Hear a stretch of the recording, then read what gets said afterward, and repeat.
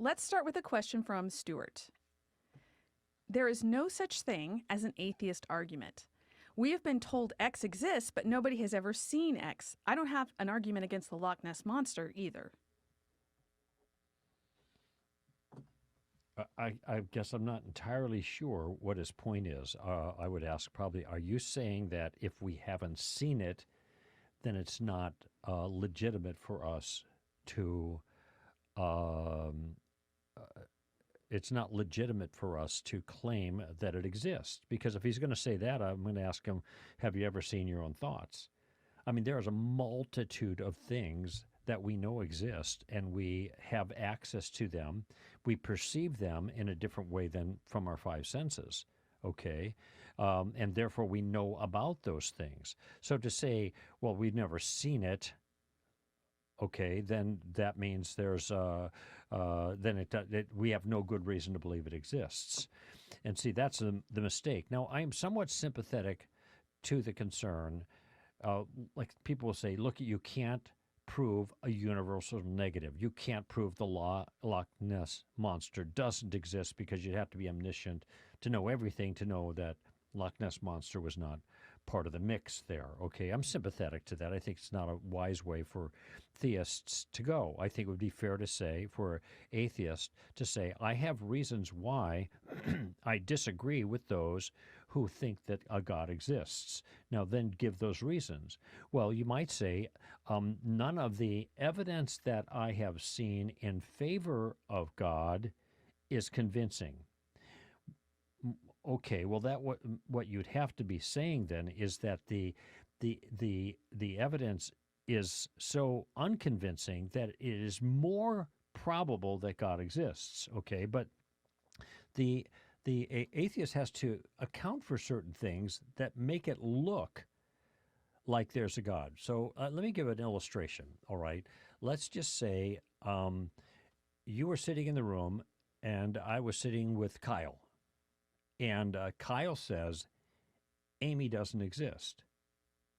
And I say, there she is. She's sitting right there. Now, of course, the atheist will say that's not a good illustration because you can see it. Seeing is just one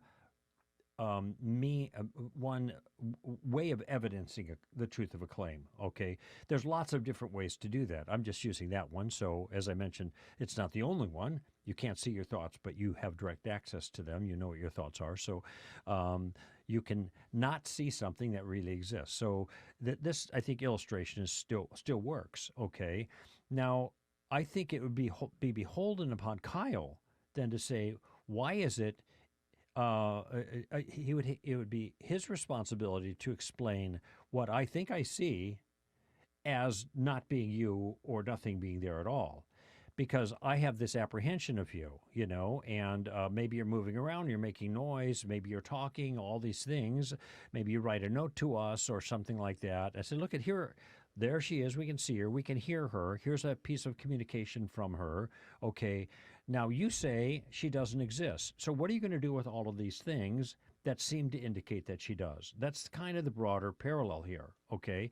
And so like in the Street Smarts book, I have a little dialogue that I've had a number of times with others that want evidence for the existence of God. And I look at, okay, things exist. They haven't always existed. They came into existence. What caused it? What banged the Big Bang, to put it most simply? Now, it's either something or nothing. So that's something that the atheist has to answer. They have to say, well, if there is no God, then he could not have caused the universe to come into existence. So what caused the universe? We don't know.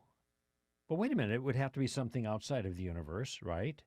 It would have to be something pretty powerful. It'd have to be an agent, because that agents begin causal chains, as the philosophers would put it. They make things begin to happen.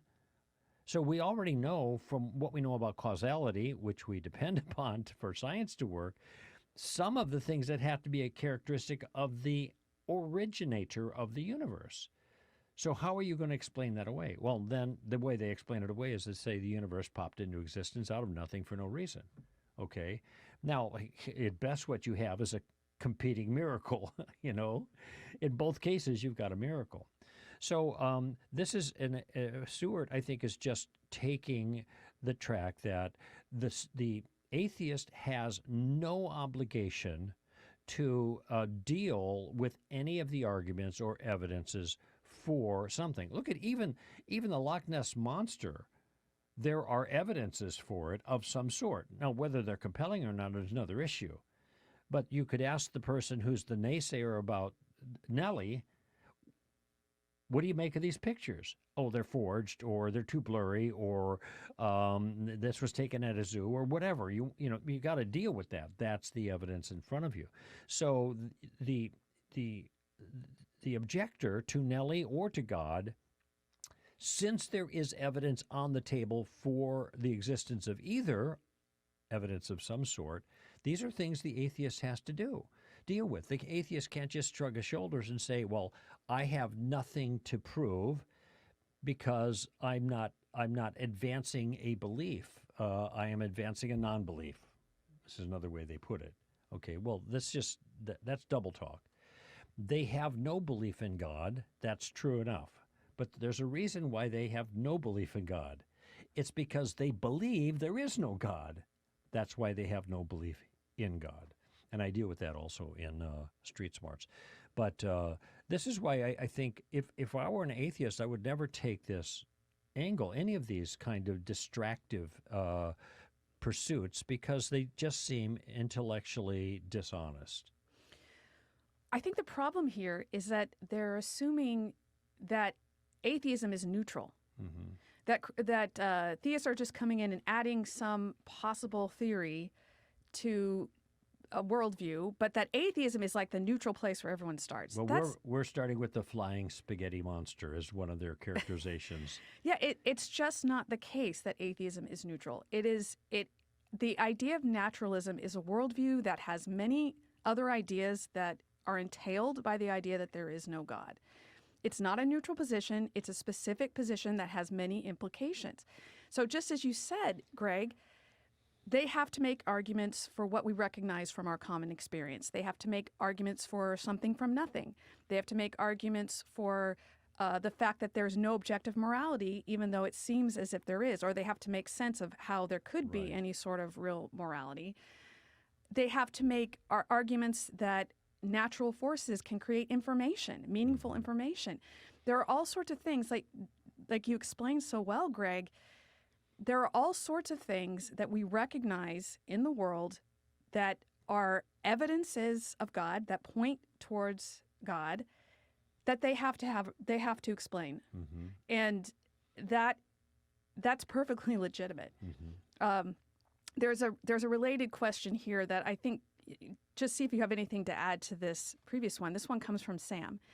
Is it a fallacy to ask a non-believer to prove a negative? If someone tells me they believe in flying pigs, how much time do I have to spend disproving that? Isn't that their burden? Well, I think in that case, the answer is yes, it is their burden, because they're making an extraordinary claim that flies in the face of common sense and known facts. All right? So, I mean, if I said, yeah, I saw Amy floating around the office room the other day, I think the burden of proof would be upon me, because I'm making the claim that is radical and extreme and so contrary to everything we know. Our claim is just the opposite. We are making a claim that fits our universal common experience of how things work. Moral laws need a moral lawgiver. Things coming into existence needs causes adequate to that effect. The appearance of design, especially unbelievable appearance of design, I mean unbelievable, like radical design, these require a designer. I like Doug Axe. He gave an illustration when he used to do his talks. He didn't do it this recently, but when I was with him. But he in the past he would do an origami bird. All right, he had a picture of that, and of course we all recognize it as origami bird. And you pull at one end, and the wings flap, and whatever.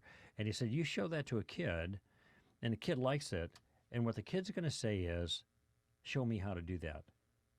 because the kid recognizes that that's the kind of thing that takes know-how to make. Okay? Then he puts a picture of a swan, a real swan, up on the screen. He said, how is it that this fairly simple origami folded paper bird requires, and we know requires a creator, a designer to make this, yet we want to see at the, in the next breath that this bird that's complex beyond all imagination compared to this origami figure happened by accident. We are trading on common intuitions about our understanding about the way things work, the way things are made, and it's the atheist then that is making the claim that seems to fly in the face of the facts. Incidentally, this is admitted implicitly by Richard Dawkins in the first line of his famous book, The Blind Watchmaker. He says it starts like this: biological realm is a complex realm that gives the appearance of having been designed for a purpose. But that didn't happen, of course. It wasn't the watchmaker that did it. It was the blind watchmaker of Darwinian evolution. Okay, now what is required there, since he's acknowledging that this is what it looks like, okay? It's complex. It looks like it's made for a purpose, okay? We can see that, all right? What his effort is, and for this I tip my hat to them, he realizes that he bears a burden, a responsibility, to show that something that looks like it's been designed for a purpose has not been designed for a purpose, but happened through accidental, non-purposeful, non-teleological natural causes. At least he's accepting some of the burden of proof there, and that's appropriate. Now, I don't think his project succeeds for a number of reasons, but at least he's acknowledging that he has to answer that charge, okay? And that's just an example of what we're talking about here. If somebody makes a claim that is contrary to common sense and our native intuitions about things and flies in the face of well-known established facts, well then, we don't have any, I think, responsibility to disprove something like that. It's their responsibility to demonstrate otherwise, that they have the right explanation. There was really a flying pig or whatever, which is exactly what Dawkins attempts to do. He realizes and admits that his project flies in the face of obvious intuitions and facts that we seem to know about the universe. We've been mistaken, and here's why. That's his project. And I think that's the appropriate way for an atheist to go about it. So it's not that we're asking them to prove a negative. It's that we're asking them to give a reasonable explanation for what we observe about the world. That's right. That's right. Exactly. I don't think having them prove a universal negative is appropriate. But I mean, look at when you say, going back to our forensic kind of illustration. Here is a dead body. Here, the evidence is that it was a homicide. Now, you did it, Amy.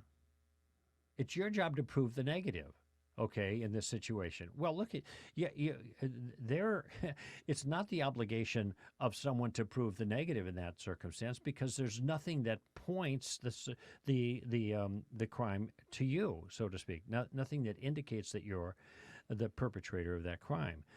It is their job to take the existing evidence and find who the criminal actually is. But you see, this is precisely what is going on with our evidence for God. We are looking at all of these things that have all of the signs of intelligent intervention, whether it's a cosmological argument, whether it's the moral argument, whether it's the design argument, and a whole bunch of other kinds of arguments that people offer in favor of Christian theism. And so it is beholden upon the atheists then to tell us why the obvious conclusion that we would draw from these things, and this takes us right back to Paul's, intelligent reflections in Romans chapter 1, why these obvious conclusions based on the obvious evidence are mistaken. That's their job.